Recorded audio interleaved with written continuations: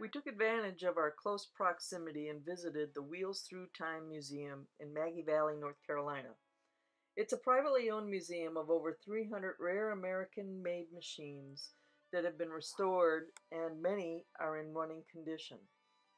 One of the unique features of the museum is how the exhibits are presented. It has an old garage feeling and is augmented with relevant period artwork and memorabilia.